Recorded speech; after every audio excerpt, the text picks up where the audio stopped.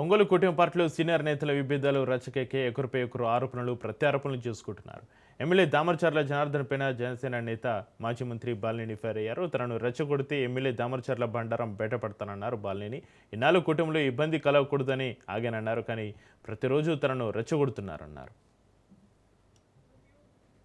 వారంలో 2 రోజులు ఇక్కడే ఉంటా, నియోజకవర్గంలో జరిగే అక్రమాలు బయటపడతారన్నారు మాజీ మంత్రి బాలినేని శ్రీనివాసరెడ్డి. పార్టీ అండగా ఉన్నా లేకపోయినా ప్రజల అండ ఉందన్నారు. ఎమ్మెల్యేకు వ్యతిరేకంగా లెటర్ రాయించలేదని తన కుమారుడిపైనే ఒట్టేసి చెబుతున్నానన్నారు. ఎమ్మెల్యే కూడా తన కూతురుపైన ఒట్టేసి చెప్పగలవా అని నిలదీశారు.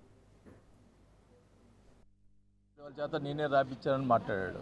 అధికారం రాకముందున ఎన్నో ప్రచారాలు, దొంగ ప్రచారాలు చేసి ప్రజలకి మోసపూరిత మాటలు చెప్పి ఎమ్మెల్యే అయ్యావు. అయినా కూడా ఇంకా ఆ బుద్ధి మారలా. నీకు లెటర్లు నా మీద ఎన్నో రాపించావు, ఎన్నో చేపించావు, ఎన్నో దుష్ప్రచారాలు చేసావు. నేను ఈరోజు అడుగుతున్నా, నువ్వు చేసినటువంటి దుష్ప్రచారాలు, ఇప్పుడు నువ్వు అధికార ఎమ్మెల్యే, నువ్వు అన్ని అవి చేశాడు ఇది చేశాడు అంటున్నావు. ఒక్కటి చెప్పించవయ్యా, ఒక్కటి చూపించవయ్యా.